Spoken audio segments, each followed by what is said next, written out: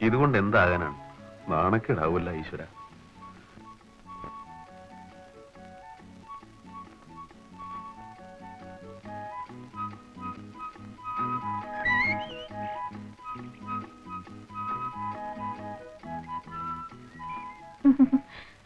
ഞങ്ങളുടെ വാച്ച്മാന്റെ ലോഹ്യം കണ്ടോ? വൈകിട്ട് 7 മണി വരെ അയാൾ ഒരു പാവം മനുഷ്യനാണ്. അത് കഴിഞ്ഞാലുണ്ടല്ലോ പിന്നെ മിലിറ്ററി ഡിസിപ്ലിനാണ്. 7 മണിക്ക് ശേഷം അകത്തു നിന്നൊരാൾ പുറത്തേക്കോ പുറത്തു നിന്നൊരാൾ അകത്തേക്കോ വരാൻ കടകിട സമ്മതിക്കില്ല. സംതിങ് കൊടുക്കാന്ന് വെച്ചാലും രക്ഷയില്ലെന്നേ. അനന്തൻ അറിയാമോ എന്റെ റൂംമേറ്റ് സുഷമയ്ക്ക് പറ്റിയ പറ്റി? അവൾ ഒരു ദിവസം ചുറ്റാൻ പോയി, ഏതോ ബോയ് ഫ്രണ്ടിന്റെ കൂടെ. കഷ്ടകാലത്തിന് അവൾ മടങ്ങിയെത്തിയപ്പോൾ മണി 7:15. ജന്മം പോയാൽ ഇയാൾ അകത്തേക്ക് വിടൂല. സർവ്വ അടവ് അവൾ പയറ്റി നോക്കി. പിന്നെ ഒടുവിൽ ഇയാൾ കാണാതെ പുറകുവശത്തെ മതില് കയറി കിടക്കേണ്ടി വന്നു അകത്ത് കയറാൻ. ഒന്നാന്തരം ഒരു ഫോറിൻ സാരി, ഒരു 200 രൂപയെങ്കിലും വില കാണും. മതിലിലെ ആണിയിൽ കൊളുത്തി നെടുകെ കിർന്ന് കീറിയത് മിച്ചം. ബസ്സിൽ ഇപ്പോൾ ഭയങ്കര തിരക്കായിരിക്കും. നമുക്കൊരു ആട്ടോ വിളിക്കാം. നമുക്ക് എവിടേക്കാ പോകണ്ടേ? എവിടേക്കാ? കുമരൻ കോവിലിൽ പോകാമായിരുന്നു, പക്ഷെ ഞാനൊന്ന് കുളിച്ചില്ല. അനന്തം പോയിട്ടുണ്ടോ അവിടെ? ഇല്ല. അതെന്താ, ഈശ്വരനോടും ദേഷ്യമാണോ? അങ്ങനൊന്നുമില്ല. നമുക്ക് പിന്നെ എവിടെ പോകാം? ആ, നമുക്ക് ഇവിടെ ഇറങ്ങാം.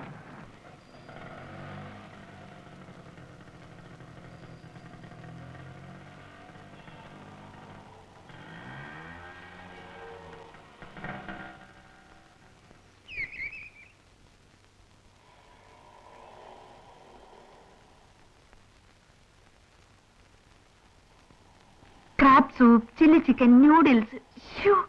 ഈ ചൈനീസ് ഫുഡ് എന്ന് പറഞ്ഞാൽ എനിക്ക് ജീവനാണ്. ഇത് വാങ്ങിത്തരാമെന്ന് പറഞ്ഞാൽ ഞാൻ എവിടെയും പോവും. പക്ഷെ പറയാനാരെങ്കിലും വേണ്ടേ? വരൂ വരൂ വരൂ.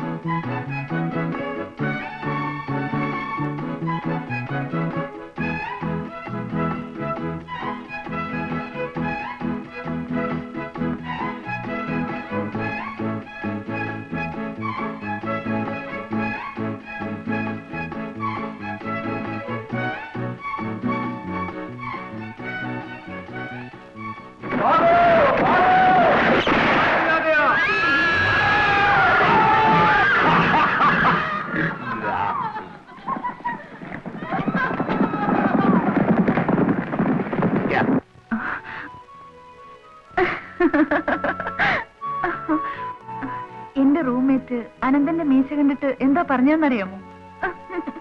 കൊള്ളക്കാരൻ മാൻസിങ്ങിനെ പോലെ ഉണ്ടെന്ന്.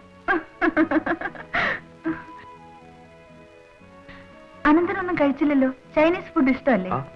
പിന്നെ any dessert madam? No thanks. Bill please.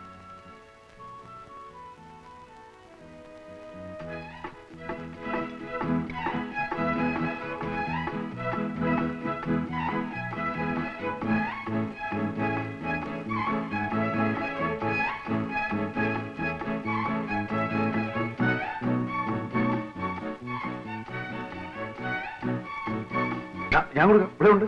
ഏയ്. ഉണ്ടെന്ന് ഞാൻ കൊടുക്കാം. ഇന്ന് ഞാനല്ലേ വിളിച്ചത്. അനന്തൻ എങ്ങനെ നിർബന്ധമാണെങ്കിൽ അടുത്ത തവണ വിളിച്ചോളൂ, പേ ചെയ്തോളൂ. ഈ ചൈനീസ് ഫുഡ് മാത്രം എത്ര കഴിച്ചാലും മടുക്കില്ല. ഓ മൈ ഗോഡ്, 15 മിനിറ്റേ ഉള്ളൂ 7-ന്. ഓട്ടോ ഇനി ലാത്തി അടിച്ച് നിന്നാലേ വാച്ച്മാന്റെ തനി സ്വഭാവം കാണേണ്ടി വരും. എന്റെ ഈ സാരിക്ക് വില അല്പം കൂടുതലാ. See you, bye by.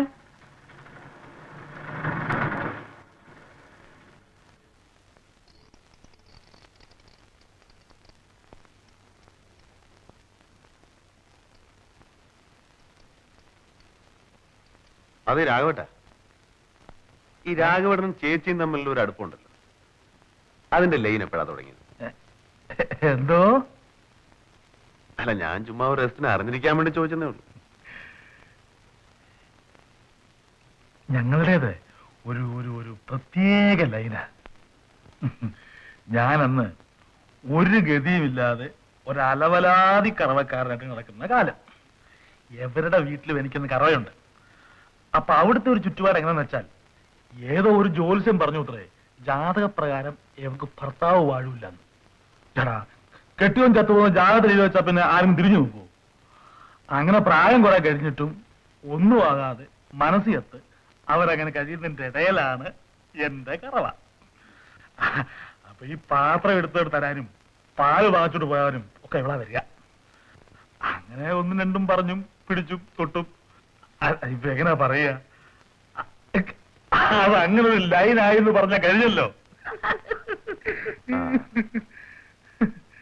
അതിപ്പോ ഒരു ലൈനാണെന്ന് രാഘവട്ടൻ എങ്ങനെയാ മനസ്സിലായത്?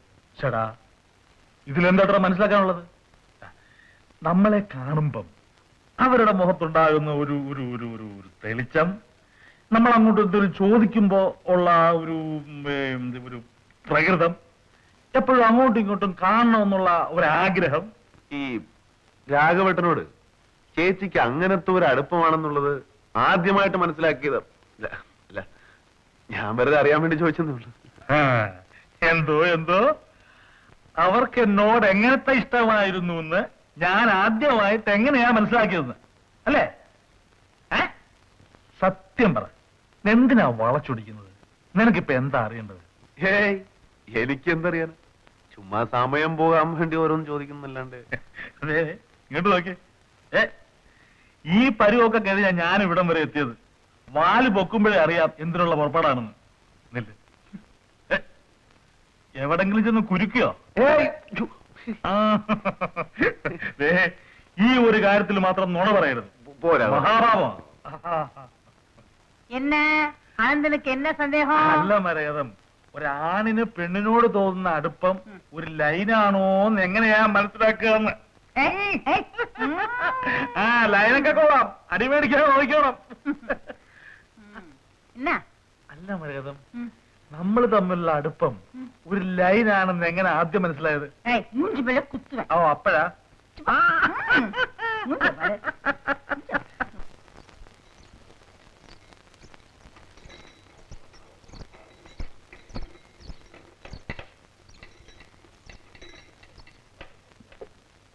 அப்ப ஏனோ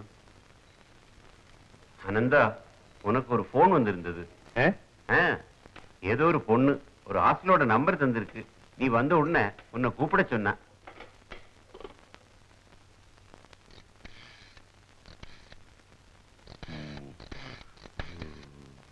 ഹലോ, റോസ് ഹോസ്റ്റലല്ലേ? മിസ് ശ്രീദേവി ഒന്ന് വേണമായിരുന്നു. അതെ, ശ്രീദേവി മേനോൻ. ഹലോ, ശ്രീദേവി അല്ലേ? അനന്തനാണ്. വിളിച്ചു എന്ന് പറഞ്ഞു. ഞാൻ ഇപ്പൊ എത്തിയതുള്ളൂ. വിളിച്ചത് ബുദ്ധിമുട്ടൊന്നും ആയില്ലല്ലോ? ഏയ്, ഇന്ന് വൈകിട്ട് ഫ്രീ ആണോ? അതെ, വരാമല്ലോ. എപ്പോ വരണം? ഒരു 4 മണിക്ക്. Thank you.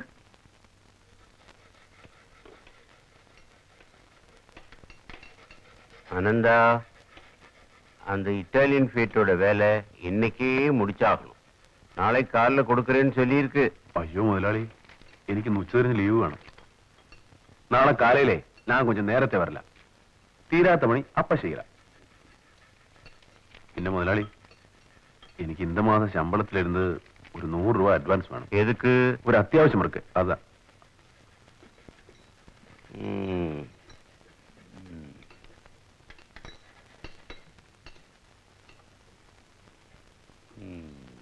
முன்ன இல்லாம இருந்த பழக்கங்கள்லாம் ஆரம்பிச்சிருக்கிறானே. அடிக்கடி போன், லீவு, அட்வான்ஸ், ரூட்டு மாறுதோ?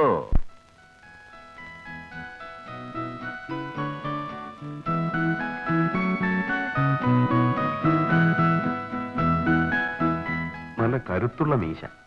ഇത് കുറയ്ക്കണോ?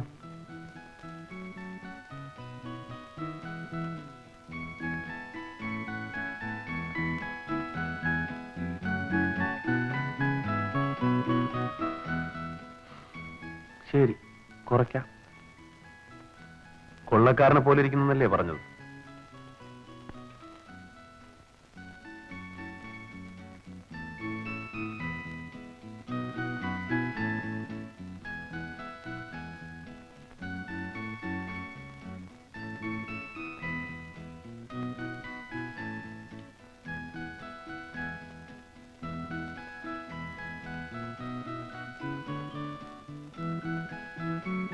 കൊള്ളാം, മനോഹരമായിരിക്കുന്നു.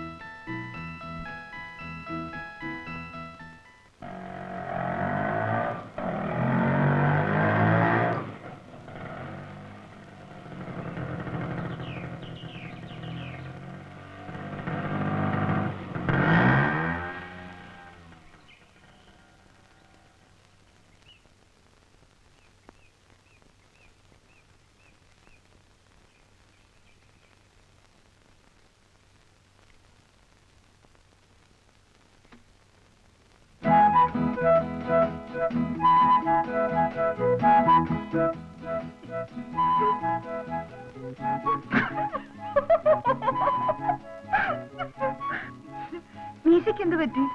എലി കറണ്ടോ?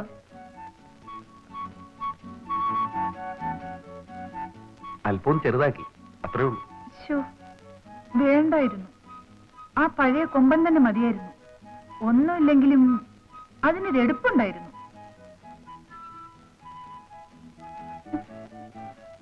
ഇത് തീരെ മോശം എന്ന് ചോദിച്ചാൽ അങ്ങനെ മോശമെന്ന് പറയാൻ വയ്യ. കുഴപ്പമില്ല, അഡ്ജസ്റ്റ് ചെയ്യാം. ആ, അനന്തനോട് വരാൻ പറഞ്ഞത് എന്തിനാണെന്ന് പറഞ്ഞില്ലല്ലോ. പറയാതെ എങ്ങനെ അറിയാ? ഒരു ചെറിയ സർപ്രൈസ്. ഇന്നെന്റെ ബർത്ത്ഡേ ആണ്. ഓ യെസ്, ഇന്ന് നമ്മൾ ഒരുമിച്ച് പുറത്തു പോകുന്നു. റെഡിയല്ലേ? പിന്നെന്താ, റെഡി. ഇന്ന് എവിടേക്കാ പോകുന്നറിയാമോ? എവിടെ വേണേലും പോവാം. Soup, chilli chicken, noodles. നമുക്ക് അന്ന് പോയ ഹോട്ടലിൽ പോയാലോ? പിറന്നാൾ ദിവസം ഞാൻ സ്ട്രിക്റ്റ് വെജിറ്റേറിയനാ. അല്ലെങ്കിൽ ചൈനീസ് ഫുഡ് എന്ന് കേട്ടാൽ വിടുമോ? പിന്നെ എവിടെ പോണം? നമുക്കിന്ന് കുമരങ്കോലി പോവാം.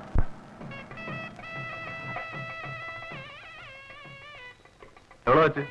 4 രൂപ. ബാക്കി വെച്ചോ. ചാർത്താനൊരു മാല വേണം.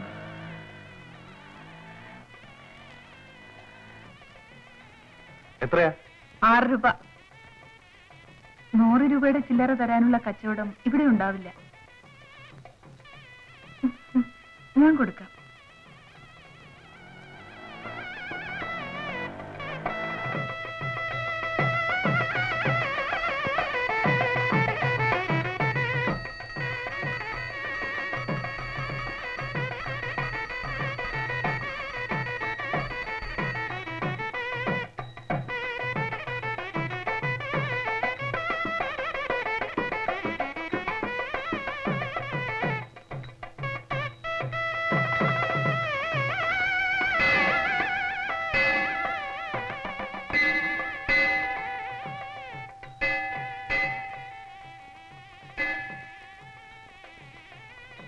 ഞാൻ എന്താണ് പ്രാർത്ഥിച്ചതെന്ന് അനന്തൻ അറിയാമോ? പരീക്ഷയിൽ ജയിക്കണമെന്ന്. പിന്നെ മറ്റെല്ലാം മറന്ന് തൊഴിൽ നിൽക്കുമ്പോൾ മനസ്സിൽ തോന്നുന്ന ആ ശാന്തി ഉണ്ടല്ലോ, അതെപ്പോഴും മനസ്സിലുണ്ടാവണേന്ന്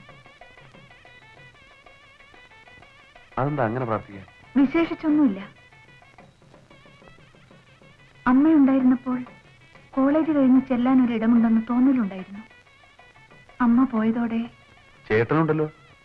ചേട്ടനുണ്ട്, ചേട്ടത്തിയുണ്ട്. എന്നാലും അമ്മയെപ്പോലെ ആവില്ലല്ലോ. ചേട്ടന് പണ്ടും അതെ, ചേട്ടന്റെ കാര്യം മാത്രമേ ഉള്ളൂ. അപ്പൊ പിന്നെ ചേട്ടത്തിക്ക് അത്ര കൂടി സ്നേഹം ഉണ്ടാവാത്തത് കുറ്റമാവില്ലല്ലോ. അലോക്യം വല്ലതും? ഹേയ്, അങ്ങനെയൊന്നുമില്ല. പക്ഷേ അമ്മയും അച്ഛനും ഇല്ലാതെ വരുമ്പോ എല്ലാ വീടുകളിലും ഇതൊക്കെ പതിവ് തന്നെയാണ്. ചേട്ടനിപ്പോ എവിടെയാ? ബോംബെയില്. വെക്കേഷന് മാത്രം ഞാൻ പോവും. അനന്തൻ ഇവിടെ ആദ്യമാണല്ലേ? അതെ. കഴിഞ്ഞ കൊല്ലം അവസാനം വരെ എല്ലാ ആഴ്ചയിലും ഞാനിവിടെ വരുമായിരുന്നു, എന്റെ കൂട്ടുകാരിയുമൊത്ത്. അവളുടെ കോഴ്സ് കഴിഞ്ഞു പോയി. പിന്നെ ഇന്നാണ് ഞാൻ വരുന്നത്. അവള് പോയ ശേഷം എനിക്കെങ്ങനെ ഫ്രണ്ട്സ് എന്ന് പറയാൻ ആരും ഇല്ലാണ്ടായി. എല്ലാവരോടും കയറി നടക്കാൻ പറ്റുമോ? അങ്ങനെ ഇരിക്കുമ്പോഴാണ് അനന്തനെ കണ്ടത്. മനസ്സ് തുറന്ന് വല്ലതുമൊക്കെ സംസാരിക്കാൻ ഒരാളെ കിട്ടുക എന്ന് പറയുന്നത് തന്നെ വലിയ കാര്യമാണ്.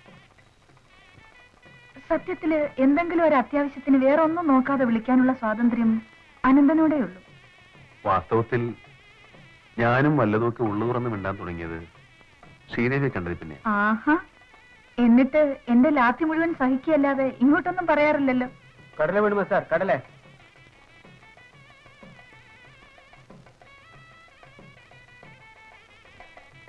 വേണ്ട സാറേ, ഞാൻ കൊടുത്തോളാം.